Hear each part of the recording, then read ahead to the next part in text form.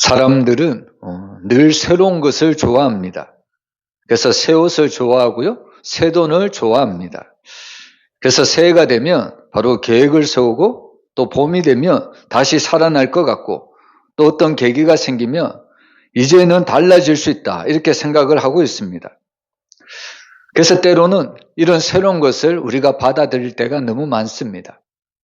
근데 희한하게도 이상한 것은 뭐냐면 새 것이 나에게 온 것 같은데 나의 삶을 돌아보면 여전히 나의 인생은 여전하고 나의 인생은 여전히 변하지 않는다는 사실입니다. 처음 사랑했던 마음은 식어지고 처음 가졌던 열정은 사라지고 처음 하나님을 만났던 그 기쁨, 그 감격도 우리 기억 속에서 점점 희미해지고 있습니다. 그래서 사실 우리의 것은 새로워질 수 있을지 모르겠지만 사실 우리의 속을 보면요. 늘 우리의 인생은 반복되이 옛날 것으로 돌아가려고 하는 옛 습성이 그대로 남아있는 것을 우리가 볼 수가 있습니다. 그래서 우리는 이런 나 자신을 보면서 나는 정말 변하지 않는 사람인가 보다. 나는 바뀌지 않는 사람인가 보다. 나 자신에 대해서 한탄할 때가 너무 많습니다. 근데 오늘 본문을 보면요. 우리의 생각을 완전히 뒤집는 말씀을 오늘 말씀은 우리에게 주고 있습니다. 오늘 사도 요한은 한 장면을 보고 있는데요. 바로 보좌에 앉으신 분이 직접 말씀하고 있습니다. 뭐라고 말씀하시냐면 보라 내가 만물을 새롭게 하노라. 여러분 이 말씀은 어떻게 보면 굉장히 우리에게 낯설게 들려오는 하나님의 말씀입니다. 여러분 왜냐하면 우리가 살아가는 세상은 하나님께서 장차 변화시켜 줄 것이다. 새롭게 될 것이다. 우리에게 이렇게 말씀하실 것 같은데 오늘 말씀은 그 말씀이 아닙니다. 하나님이 이미 우리를 새롭게 하고 있다고 이미 확정적으로 이 말씀을 하고 있기 때문입니다. 여러분 사람들은 흔히 내 상황이 바뀌면 새로워질 것이라 생각하고요. 환경이 좋아지면 내 인생이 달라질 것이다 생각합니다. 그리고 문제만 해결되면 나는 괜찮아질 것이다 이런 생각을 하고 있습니다.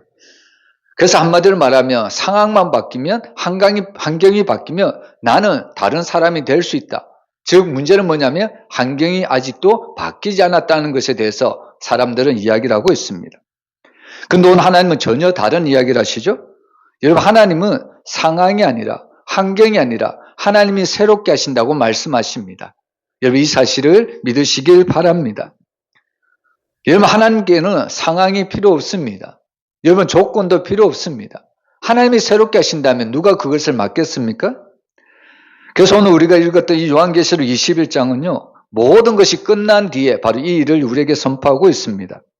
눈물이 지나갔고요. 죽음이 지나갔고 심판이 지나간 자리에서 오늘 하나님은 우리에게 강력하게 선포합니다. 이제 새롭게 하겠다가 아니라 나는 계속 새롭게 하고 있다. 오늘 하나님은 우리에게 이렇게 말씀을 들려주고 있습니다. 근데 사실 오늘 우리는 이 말씀을 정말 잘 받아들일 수가 없습니다. 왜냐하면 내 자신을 보기 때문입니다. 여러분 하나님은 정말 지금도 여전히 새롭게 하고 있다. 이렇게 우리에게 말씀을 주시는데 문제는 뭐냐면 우리가 내 인생을 살펴보니까 여전히 우리는 낡은 인생, 여전히 변하지 않는 인생을 살아가고 있기 때문에 하나님의 말씀이지만 여전히 그 말씀을 받아들이지 못하고 있다는 겁니다. 그래서 우리가 사람들을 보면 어떤 사람은 새로워지고요. 어떤 사람은 옛날 모습 그대로 살아가는 것을 볼 수가 있습니다. 어떤 사람은 생명을 경험하고 또 어떤 사람은 여전히 그의 심령이 공허한 것을 볼 수가 있습니다. 여러분 문제가 뭘까요? 하나님의 문제일까요? 하나님은 사실 모든 것을 새롭게 하십니다. 그러나 중요한 것은 그 모든 새로움에 모든 사람들이 다 들어가는 것은 결코 아닙니다. 그래서 사실 오늘 말씀은요. 하나님이 우리에게 주시는 위로이지만 동시에 경고로 우리가 받아들여야 합니다. 어떤 사람에게는 오늘 이 말씀이 하나님이 우리에게 주시는 완전한 소망이지만 어떤 사람에게는 돌이킬 수 없는 경계라는 사실입니다. 그래서 사실 오늘 우리는 이 질문 앞에 솔직히 서야 됩니다. 나는 지금 새로워지고 있는 사람인가? 아니면 여전히 같은 자리에서 뺑뺑 맴돌고 있는 사람인가? 우리는 하나님의 말씀 앞에 솔직히 서야 된다는 겁니다. 그래서 오늘 우리는 이 말씀 앞에 세 가지를 통해서 나는 과연 어떤 사람인가? 오늘 말씀에 비추어 보시길 바랍니다. 첫 번째로 여러분, 하나님은 이미 우리를 새롭게 하고 계시다고 말씀하고 있습니다. 5절 말씀 우리 한번 같이 읽어보겠습니다. 보좌에 앉으신 이가 이르시되 보라 내가 만물을 새롭게 하노라 하시고 또 이르시되 이 말은 신실하고 참되니 기록하라 하시고, 여기서 새롭게 하노라 이 말은요, 현재형으로 헬라 원어에 나와 있습니다. 현재형이라는 것은 앞으로 새롭게 하겠다는 약속이 아니라 지금 내가 여전히 새롭게 하고 있다는 말을 의미하고 있습니다. 그런데 오늘 우리는 이 질문 앞에, 이 말씀 앞에 이런 질문이 생길 수밖에 없습니다. 그러면 정말 이 세상이 정말로 새로워지고 있는가? 여러분, 하나님은 지금 현재도 새롭게 하고 있다고 말씀하시는데 우리가 보는 세상은 그렇지가 않습니다. 우리가 기도했잖아요? 무엇을 위해 기도했습니까? 전쟁이 속히 끝날 수 있도록 우리가 기도했습니다. 한번 생각해 보면 하나님께서 이 땅을 계속해서 새롭게 하고 있다고 하나님이 말씀하셨다면 이 땅에 전쟁이 그쳐야 되는 것이 마땅하지 않을까요? 근데 우리가 보는 세상은 여전히 전쟁이 그치지가 않고 있다는 겁니다. 그리고 또 육신의 아픔이 있는 성도들도 있죠. 하나님이 새롭게 하셨다면 나의 모든 육신의 병을 치료해 주셔야 되는 것이 마땅하지 않을까요? 근데 내 자신을 보면 여전히 이런 육신의 질병이 있다는 겁니다. 그 또한 하나님이 나를 완전히 새롭게 하셨다면 내가 사람들의 관계에서도 완전히 어떻게 보면 평안한 관계, 좋은 관계만 유지해야 되지 않을까요? 근데 내가 사람들을 관계해 보면 어떤 사람은 좋은 관계, 평안한 관계를 유지하는데 또 어떤 사람들에게는 상처받는, 힘들 수밖에 없는 그런 관계를 이루어가고 있다는 사실입니다. 그래서 사실 오늘 내 인생을 살펴보니까 도대체 무엇이 새롭다는 것인가? 우리는 이런 의문이 들 수밖에 없습니다. 그래서 때때로 우리는 새로움을요, 상황의 변화로 생각하기 쉽습니다. 무슨 말이냐면 돈이 생기면 새로운 인생이고요, 건강해지면 새로운 출발할 수 있고 문제가 해결되며 회복되었다고 생각을 하고 있다는 겁니다. 어떤 상황이 변해야만 내가 새롭게 나아갈 수 있다고 사람들은 바로 이 상황을 우선순위에 두고 있다는 말씀입니다. 근데 오늘 하나님은요, 전혀 다르게 말씀하십니다. 하나님에게 있어서 바로 우선순위는 상황이 아닙니다. 환경이 아닙니다. 여러분, 하나님께서 있어서 우선순위는 존재를 먼저 바꾸신다는 것을 믿으시길 바랍니다. 오늘 성경에서 새롭게 한다는 것은 단순한 수리가 아닙니다. 여러분, 이 새롭게 한다는 헬라어적으로 이 개념을 살펴보면요, 질적으로 완전히 다른 상태로 변화시키는 것을 말씀하고 있습니다. 같은 인생이지만 하나님께서 새롭게 하시면 전혀 다른 존재로 하나님은 바꾸어 주신다는 말씀입니다. 그리고 이 말씀은 아직 오지 않은 미래가 아니라 이미 시작된 사건이라는 것을 우리에게 말씀하고 있습니다. 여러분, 사실 이 새로움의 사건의 시작은 언제부터 시작이 되었냐면 예수님의 십자가를 통해서, 또한 그 부활을 통해서 우리에게 새로운 사건을 우리에게 허락해 주셨다는 겁니다. 그래서 우리가 잘 아는 말씀 중에 누구든지 그리스도 안에 있는 자에게는 바로 정죄함이 없다고 이야기하죠. 그리고 예수 안에 있는 자에게는 바로 새로운 피조물이 될 것이다. 오늘 하나님은 우리에게 이런 약속을 하고 있습니다. 그래서 사실 이 십자가 사건 이후에 이 세상에는 두 가지 시간이 흐른다는 것을 보여줍니다. 겉으로 보이는 옛 창조가 있고요, 그리고 그 안에서 진행되는 새로운 창조의 시간을 하나님은 우리에게 허락해 주십니다. 그래서 사실 우리가 이 말씀을 받아들이면 성도는 어떤 사람인가? 여러분, 성도는 언젠가 천국 갈 사람이 아니고 이미 새 창조 안에 들어온 사람임을 믿으시길 바랍니다. 그래서 오늘 하나님이 이미 만물을 새롭게 하셨다고 선포하고 있습니다. 여기서 만물이라는 것은 단순한 자연만을 의미하는 것이 아닙니다. 바로 사람이나 역사나 관계나 시간, 고통까지도 다 포함하고 있다는 겁니다. 그래서 사실 하나님께서는 우리의 실패조차도 새 창조의 재료로 사용하고 있다는 것을 말씀하고 있는 겁니다. 그래서 사실 우리는 그 십자가, 그 길을 통과하기만 하면 하나님은 우리에게 새로운 인생을 열어주신다는 것을 말씀하고 있습니다. 여러분, 사실 우리가 성도들의 삶을 보며 얼마나 놀라운 삶이 그들 앞에 펼쳐지는지를 모릅니다. 여러분, 안 믿는 사람들은요, 성도들의 삶을 전혀 이해할 수가 없습니다. 겉으로 보면 성도들의 삶을 보면 완전히 무너질 것 같습니다. 어떻게 보면 육신의 질병 때문에 무너질 것 같고 물질 때문에 무너질 것 같고 관계 때문에 무너질 것 같이 보입니다. 일반 사람들이라면 반드시 그것 때문에 다 무너질 수밖에 없습니다. 그런데 안 믿는 사람이 믿는 성도들 보니까 그런 물질의 어려움도 있고 건강의 어려움도 있고 관계의 어려움도 있는데 무너지는 것이 아니라 더욱더 기뻐하고 감사하며 더욱더 힘있게 살아가는 모습들이 안 믿는 사람들에게는 도무지 이해가 되지 않는 겁니다. 여러분 성도들에게 왜 이런 힘이 어디에서 생겼을까요? 여러분 사실 성도들에게는 환경적으로 보면 그들 또한 세상 사람들처럼 무너질 수밖에 없습니다. 그럼에도 불구하고 성도들이 무너지지 않는 이유는 그 안에 예수 그리스도께서 새롭게 하신 새 창조의 역사가 있기 때문입니다. 주님이 항상 그 안에 계셔서 그들이 무너지지 않도록 다시 한번 일어날 능력을 바로 새로운 성도들에게 허락해 주셨다는 말씀입니다. 그래서 오늘 우리는 이 말씀을 통해서 하나님이 장차 우리를 새롭게 하실 것이다.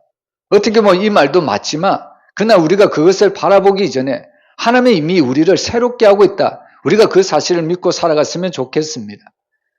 여러분 하나님이 현재 나를 새롭게 하고 있다는 것을 믿는다면요. 우리는 어떤 상황 가운데서도 말씀과 믿음으로 살아갈 수가 있습니다. 어떠한 상황 가운데서도 우리는 넘어지지 않습니다. 그래서 사실 우리가 미래를 바라보는 신앙과 현재를 바라보고 있는 신앙과는 어떻게 보면 아주 큰 차이가 있습니다. 우리가 미래를 바라보는 신앙도 있어야 되겠지만 현재를 바라보고 현재도 믿음으로 살아갈 수 있는 은혜가 우리에게 필요하다는 사실입니다. 여러분 오늘 하나님은 만물을 새롭게 할 것이다. 미래에 대해서 말씀하신 것이 아니라 이미 내가 만물을 새롭게 하셨다고 분명히 약속하고 있습니다. 오늘 이 약속을 가지고 오늘 우리에게 주어진 모든 현실 앞에 믿음의 삶을 살아가시기를 주의 이름으로 축복합니다. 그리고 두 번째로 오늘 이 새로움을 누구에게 주느냐 하면 바로 목마른 자에게 이 새로움을 주시겠다고 초청을 하고 있습니다. 우리 6절 말씀 우리 한번 같이 읽어보겠습니다. 또 내게 말씀하시되 이루었도다 나는 알파와 오메가요 처음과 마지막이라 내가 생명수 샘물을 목마른 자에게 값없이 주리니. 여러분 이 6절 말씀이 여러분들에게 어떻게 들립니까? 사실 이 6절 말씀은 들어보면 너무나도 따뜻한 주님의 음성처럼 들리고 있습니다. 우리에게 값없이 정말 우리에게 생명수를 주시겠다고 약속하지 않습니까? 너무나도 주님의 따뜻한 음성이 우리에게 들리고 있는 말씀이 6절입니다. 근데 사실 오늘 이 6절 말씀을요, 우리가 좀 더 깊이 들어가 보면 이 말씀은 따뜻한 위로처럼 들릴 수도 있지만 이 말씀은 상당히 굉장히 선별적인 주님의 초청이라는 것을 우리가 깨달아야 합니다. 여러분 6절 말씀 우리가 자세히 보면요, 하나님은 생명수를 주시는데 모든 사람에게 주신다고는 약속이 아닙니다. 누구에게 주실까요? 목마른 자에게 주신다고 성경은 분명히 우리에게 알려주고 있습니다. 여러분 여기서 목마른 자라는 것은 원어의 뜻을 살펴보면 조금 더 물을 마시고 싶은 상태를 의미하는 것이 아니라 바로 생존이 걸린 갈증을 의미하고 있습니다. 견딜 수 없는 갈망을 이야기하고요. 물이 없으면 죽는 상태를 바로 이 용언이 목마른 자다 이렇게 이야기를 하고 있다는 겁니다. 그래서 사실 이 목마름이라는 것은 단순한 감정이 아니라 영적 상태를 이렇게 표현하고 있는 단어입니다. 여러분 목마름은 과연 어떤 영적인 상태일까요? 여러분 이 목마름이라는 것은 자기의가 무너진 상태고요.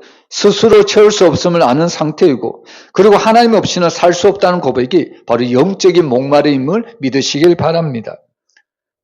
근데 놀랍게도 많은 사람들이 이 생명수를 얻으려고 노력을 하지만 우리 스스로는 이 생명수를 얻을 수가 없습니다. 그래서 오늘 성경은 뭐라고 이야기합니까? 바로 목마른 자에게 값을 주고 주는 것이 아니라 값없이 주겠다고 우리에게 약속을 하고 있습니다. 여러분 우리가 잘 알듯이 값없이라는 말은 아무 대가 없이 완전히 공짜로 이 생명수를 우리에게 주신다는 약속입니다. 근데 사실 여기서 이상한 일이 벌어지는 거죠. 어떤 사람은 간절히 구하지만 받지 못하는 사람이 있고요. 또 어떤 사람은 아무 조건 없이 이 생명수를 받는 사람이 있습니다. 그 이유가 과연 뭘까요? 여러분, 결국에 이 기준이 뭐냐면 자격이 아니라 목마름이라는 것을 우리가 깨달아야 합니다. 우리가 성경 속에 등장하는 수많은 믿음의 사람들이 있습니다. 여러분, 이 성경의 인물들, 믿음의 사람들의 공통점이 뭐냐면 그들은 다 목마른 사슴들이었다는 겁니다. 우리가 특별히 시편에 나오는 말씀을 보잖아요. 목마른 사슴이 시냇물을 찾아 갈급한 같이 내 영혼이 주를 찾기에 갈급하나이다. 여러분, 바로 이 성경에 나오는 믿음의 사람들 모두 다 공통점이 바로 하나님에 대한 영적인 목마름, 영적인 갈급함이 있었던 사람이라는 것을 우리가 알 수가 있습니다. 여러분, 대표적인 사람이 바로 사마리아 수가성 여인이죠. 이 여인은 바로 물을 기르러 왔지만 사실은 그의 인생은 목마른 인생이었습니다. 그래서 예수님이 그녀에게 말씀하십니다. 내가 주는 물을 마시는 자는 영원히 목마르지 아니하리라. 여러분, 사실 이 수가성 여인이 변화될 수 있었던 것은 그녀가 도덕적으로 좋아서가 아니라 그의 영혼이 바로 목말라 있었기 때문입니다. 예수님은 그녀의 영혼이 목말라 있다는 것을 알았기 때문에 그녀의 영혼에게 하나님의 말씀으로 바로 그녀의 모든 갈증을 채워주었다는 말씀입니다. 여러분, 때때로 우리도 이 수가성 여인처럼 우리가 인생을 살아갈 때 힘든 인생을 살아갈 수도 있습니다. 마음이 공허할 수도 있습니다. 관계가 깨질 수도 있습니다. 삶이 무너질 수도 있습니다. 그러나 사실 우리가 이것을 영적으로 생각해 보면요, 오히려 이런 상태가 가장 좋은 상태일 수도 있습니다. 왜냐하면 오늘 하나님은 목마른 자에게 생명수를 주시겠다고 약속하고 있기 때문입니다. 그래서 사실 정말 자신의 의로서 완전히 무너진 상태가 되면요, 그때서야만 하나님을 찾는 사람이 많고 그때서야만 예수님을 나의 구주로 모시고 살아가는 사람들이 너무나도 많습니다. 그래서 어떻게 보면 세상의 실패를 경험하는 것이 어떻게 보면 하나님의 은혜를 받을 수 있는 가장 큰 어떻게 보면 도구라는 것을 우리가 알 수가 있는 겁니다. 근데 반대로 가장 위험한 상태가 어떤 상태일까요? 여러분, 가장 위험한 상태는 나는 괜찮다, 나는 아무런 문제 없다, 나는 이 정도면 괜찮다. 그 상태에서는 여러분 절대로 생명수를 얻을 수가 없습니다. 왜냐하면 자기 만족을 가지고 있는 사람은 하나님을 필요 없다고 생각하기 때문입니다. 하나님 없이도 자기 자신을 잘 만족시킬 수 있는 세상의 것들이 가득가득 채워져 있기 때문입니다. 그래서 오늘 복음이라는 것은 여러분 모든 사람에게 열려 있지만 실제로는 목마른 사람들에게 하나님은 생명수를 주신다고 약속하고 있습니다. 우리 사랑하는 모든 성도들이 이런 영적인 갈급함, 이런 영적인 허기가 있어서 날마다 주님만 찾으시고 그리고 그 주님이 주시는 나의 영원한 은혜, 그 생명수를 얻기를 주의 이름으로 축복합니다. 그리고 마지막으로 여러분, 결국에 이 새로움에 들어가지 못하는 사람도 있다는 것을 우리에게 분명하게 알려주고 있습니다. 우리 7절 말씀 우리 한번 같이 읽어보겠습니다. 이기는 자는 이것들을 상속으로 받으리라. 나는 그의 하나님이 되고 그는 내 아들이 되리라. 여기 보면 하나님의 나라는 누가 상속받을 수 있을까요? 하나님의 나라는 누가 상속받나요? 분명히 얘기하죠. 이기는 자만 상속을 받는다. 분명히 약속하고 있습니다. 여러분, 여기서 이기는 자는 바로 헬라어로 니콘이라는 단어를 쓰는데요, 바로 현재 분사를 쓰고 있습니다. 여러분, 분사라는 것은 뭐냐면요, 계속해서 그 일이 지속적으로 진행되는 것을 분사라고 이야기를 합니다. 그래서 여기서 이기는 자는 바로 현재 분사로 되어 있는데요, 바로 승리한 사람이 아니라 계속해서 승리해 나가는 사람에게 하나님의 나라가 바로 상속되어 있다는 사실입니다. 그러면 때로는 우리는 이 말씀에 우리는 또한 두려움을 느낄 수밖에 없습니다. 여러분, 우리는 한 번은 승리할 수 있겠죠? 근데 계속해서 내가 승리할 수 있을까? 내가 계속해서 악과 싸워서 세상 가운데 내가 계속적으로 믿음으로 살아갈 수 있을까? 우리가 지속적으로만 생각해 본다면 우리는 때로는 정말 나는 하나님의 나라를 상속받을 수 있을까? 의심이 들 수도 있습니다. 근데 중요한 것은요, 이기는 것의 주체는 우리가 아닙니다. 때때로 내가 신앙이 좋아서 내가 이기는 것 같이 보이죠? 그러나 결국 이기게 하시는 분은 하나님이라는 사실을 우리에게 분명히 말씀하고 있습니다. 그래서 사실 우리가 한 번을 이기고 계속해서 이길 수 있는 것은 나의 능력이 아니라 하나님의 능력, 예수 그리스도의 능력임을 믿으시길 바랍니다. 성령께서 항상 우리와 함께 하시기 때문에 우리를 늘 이기는 자로 우리를 세워주신다는 말씀입니다. 그래서 사실 우리가 그런 이김의 상태, 승리하는 사람이 되기 위해서는 어떻게 되냐면 항상 우리는 주님 곁에 붙어 있어야 된다는 사실입니다. 그래서 여기서 말하는 이기는 자는 우리가 원어의 뜻을 살펴보면요, 계속해서 붙어 있는 사람, 끝까지 포기하지 않는 사람을 바로 이기는 자다. 헬라어 원어는 그런 뜻으로 우리에게 보여주고 있습니다. 여러분, 우리가 포도나무 비유에서 알듯이 가지가 포도나무에 붙어 있어야만 열매를 맺습니다. 아무리 가지가 자기가 잘났다고 자랑을 해본들 포도나무에 붙어 있지 않으면 그 가지는 결국 떨어져서 불사라질 뿐이라는 사실입니다. 그래서 우리가 어떻게 이 세상에서 이길 수 있는가? 나의 힘으로, 나의 능력으로 절대로 되지 않습니다. 이 힘의 근원이신, 이 힘의 원천이신 우리가 주님께 붙어 있어야만 우리는 이 승리를 날마다 맛볼 수가 있습니다.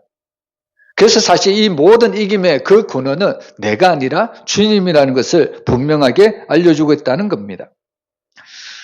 여러분, 우리는 여기서 예수님의 제자 중에 두 사람을 우리가 바라볼 수가 있습니다. 첫 번째로 예수님의 제자 중에 바로 가룟 유다가 있죠. 여러분, 사실 이 가룟 유다도 예수님을 잘 따라다녔던 제자였습니다. 그는 예수님의 기적도 보았고 또 예수님의 사역에도 함께 동참했던 사람입니다. 여러분, 특별히 예수님이 돈깨를 누구에게 맡기냐면 가룟 유다에게 맡깁니다. 여러분들이 만약에 여러분들이 재산이 있다면 누구에게 그 재산을 맡겨야 된다면 과연 누구에게 재산을 맡기겠습니까? 여러분, 사실 내가 가진 모든 것을 누구에게 맡긴다면 그 사람을 가장 신뢰하고 믿을 만한 사람에게 그 돈을, 그 재산을 맡길 겁니다. 그래서 참으로 아이러니하지만 오늘날 사람들은 자기가 가진 모든 재산을 어디에다 맡길까요? 사람에게 맡기는 것이 아니라 어디에다 맡깁니까? 은행에다 맡기는 것을 볼 수 있습니다. 우스개 얘기지만 자녀들까지도 못 믿으니까, 남편도 못 믿으니까 은행에다 맡기는 거 아닙니까? 물론 이것은 우스개 얘기입니다. 여러분, 사실 예수님의 제자들 중에 이 돈깨를 맡겼다는 것은 어떻게 보면 가장 신뢰할 만한 사람, 가장 믿을 만한 사람, 또 한편으로 보면 오늘날로 생각해 보면 재테크를 잘할 수 있는 사람, 그런 사람이 누구냐면 지금 가룟 유다라는 겁니다. 여러분, 겉으로 보면 오늘 이 가룟 유다는 다른 제자들보다 별반 차이가 없었습니다. 아니, 오히려 더 뛰어난 제자였습니다. 근데 문제는 뭡니까? 이 마지막 순간에 이 가룟 유다는 결국에 예수님을 배반하고 은 30에 예수님을 팔아버렸다는 사실입니다. 사실 우리는 이 가룟 유다를 보면서 무엇을 알 수 있냐면요, 시작이 중요한 것이 아니라 끝까지 남아있는가, 끝까지 포기하지 않는가, 믿음이라는 것을 바로 이 가룟 유다를 통해서 우리가 볼 수가 있습니다. 여러분, 누구나 처음에 다 예수를 믿을 수가 있습니다. 그러나 중요한 것은 끝까지 그 예수를 믿을 수 있는가, 그것이 너무나도 중요하다는 사실입니다. 사실 복음을 전하는 현장 가운데 보면요, 지금까지 살아오면서 교회를 한 번도 안 다녀본 사람은 거의 없을 정도입니다. 거의 다 모든 사람은 한 번씩은 어릴 때 교회를 다 다녀봤다는 이야기입니다. 근데 문제는 뭘까요? 어느 순간 그 교회를 등져버리고 신앙을 버려버리고 세상 길로 나아갔다는 사실입니다. 이러면 사람은 누구나 다 처음에 신앙을 할 수가 있습니다. 근데 중요한 것은 끝까지 남아있는가, 그것이 너무나도 중요합니다. 그래서 성경에서 우리에게 때로는 두려운 구원에 대한 말씀을 주시죠. 어떤 말씀이냐면 끝까지 견디는 자가 구원을 받는다는 말씀을 우리에게 주고 있다는 겁니다. 그래서 신앙이라는 것은 시작도 중요하지만 끝까지 가는 것이 너무나도 중요합니다. 이 가룟 유다는 시작은 같이 했습니다. 그러나 문제는 끝까지 함께하지 못한 것이 이 가룟 유다가 너무나도 큰 문제였다는 겁니다. 근데 거기 위해서 베드로는 어떤 존재입니까? 여러분, 베드로는 우리가 잘 알듯이 예수님을 모른다고 3번씩이나 부인했던 사람입니다. 그러나 가룟 유다와 이 베드로의 차이가 뭘까요? 베드로는 그럼에도 불구하고 나중에는 바로 예수님을 붙잡았다는 사실입니다. 그는 울면서라도 예수님께 다시 돌아왔다는 겁니다. 결국에 이 가룟 유다는 진자가 될 수밖에 없었고 베드로는 이긴 자가 되었다는 것을 우리는 성경을 통해서 분명하게 알 수가 있습니다. 그래서 오늘 우리는 정말 하나님의 나라는 바로 이기는 자가 상속으로 받는다는 것을 기억해야 합니다. 이것은 바로 우리가 끝까지 믿음으로 정말 우리가 달려갈 때, 우리가 끝까지 믿음을 지킬 때 하나님은 우리에게 놀라운 하나님의 나라를 상속시켜 주신다는 말씀입니다. 근데 거기에 반해서 반대로 오늘 8절에 보면요, 하나님의 심판받을 대상 목록이 나오고 있습니다. 8절에 보면 바로 하나님의 심판받을 대상 목록이 너무나도 많죠? 근데 이 8절에 보면 제일 먼저 나오는 심판받을 목록 대상이 누굴까요? 여러분, 어떤 사람이 제일 먼저 심판을 받나요? 두려워하는 자들이라고 이야기하고 있습니다. 여러분들에게 한 가지 질문해 볼게요. 믿음의 반대말이 뭘까요? 믿음의 반대말이 뭘까요? 단순하게 생각해 보면 믿음의 반대말은 의심입니다. 물론 맞는 말이죠. 근데 오늘 8절 말씀에 근거해 보면요, 믿음의 반대말은 의심이 아니라 두려움이라는 것을 가르쳐 주고 있습니다. 여러분, 두려움이라는 것이 왜 우리에게 있어서 가장 큰 죄의 목록이냐면, 여러분, 두려움이라는 것은 사실 하나님보다 환경을 더 크게 보는 죄의 목록이기 때문입니다. 여러분, 우리가 알듯이 이스라엘 백성들은 그 머나먼 그 강야의 끝에 가데스 바나에를 바로 그곳에 서서 가나안 땅을 정탐을 했습니다. 근데 그 땅을 정탐하고 난 후에 그들은 뭐라고 이야기합니까? 여러분, 그들은 두려워서 우리는 못 들어간다고 이야기하고 있습니다. 그 땅에는 너무나도 크고 강대한 족속이 있어서 우리는 너무나도 두려워서 우리는 절대로 그 땅을 못 들어간다. 바로 불신, 원망의 말을 쏟아내었다는 사실입니다. 결국 하나님은 그들의 말대로 그대로 해주셨다는 것을 우리가 잘 알 수가 있는 겁니다. 여러분, 우리가 세상을 살아갈 때 때로는 이런 두려움이 우리를 엄습할 때도 많이 있습니다. 그러나 하나님은 그 두려움보다 그 두려움을 이기신 하나님이 우리 곁에 계시다는 것을 늘 우리가 기억을 해야 된다고 말씀하고 있습니다. 그것이 바로 믿음이라는 겁니다. 여러분, 믿음이라는 것은 상황을 인정을 하지만 그러나 그 상황 위에 있는 하나님을 인정하는 행위가 바로 믿음이라는 겁니다. 그 사자굴에 들어갔던 그 다니엘도 마찬가지죠. 상황을 보면 그는 죽을 줄 뻔히 알고 있었습니다. 그럼에도 불구하고 그가 사자굴에 들어갈 수 있었던 것은 그 사자도 다스리시는 하나님을 알고 있었기 때문입니다. 그래서 사실 오늘 우리에게는 정말 이런 믿음이 필요합니다. 아무리 환경이 우리를 힘들게 하고 아무리 우리에게 어려운 일이 많을지라도 그 모든 환경을 다스리시는 하나님이라는 것, 하나님을 우리가 알고 믿는다면 우리는 어떤 상황 가운데서도 그 상황에서도 이겨나갈 수가 있다는 겁니다. 그리고 두 번째를 보면요, 이 두려워하는 자들 다음에 나오는 사람들이 믿지 아니한 사람들이다, 이렇게 이야기하고 있습니다. 여러분, 이 사람들은 단순히 교회를 안 다니는 사람이 아닙니다. 여기서 믿지 않는 사람들 어떤 사람들이냐면 하나님을 알지만 끝까지 하나님께 맡기지 않는 사람을 이렇게 표현하고 있습니다. 바로 말씀은 듣지만 순종하지 않는 사람, 하나님을 알지만 여전히 자기 방식으로 사는 사람, 끝까지 자기 통제권을 놓치지 않는 사람, 겉으로 보면 하나님을 믿는 것 같지만 실제로는 자기 자신을 믿고 있는 사람을 바로 믿지 않는 사람이다, 이렇게 이야기를 하는 겁니다. 여러분, 결국에 이런 사람들이 오늘 죄의 목록에 나오는 이런 사람들이 당하는 것이 바로 둘째 사망입니다. 둘째 사망은 단순한 죽음을 이야기하는 것이 아니라 바로 하나님과 완전히 단절된 상태, 바로 새 창조와 완전히 분리된 상태를 바로 둘째 사망이다, 이렇게 우리에게 가르쳐주고 있습니다. 그래서 사실 지옥이라는 것은요, 단순히 악인들이 벌을 받는 곳이 지옥이 아니라 하나님이 새롭게 하시는 세계에 끝내 들어가지 못한 상태를 바로 지옥이다, 우리는 이렇게 더 넓게 포괄적으로 우리가 생각할 수가 있습니다. 여러분, 결국 오늘은 우리는 이 말씀을 통해서 왜 인생의 사람들이 망할까? 왜 어려움을 당할까? 결국에 둘째 사망에 들어갈 수밖에 없을까? 물론 첫째 이유는 죄 때문이겠죠?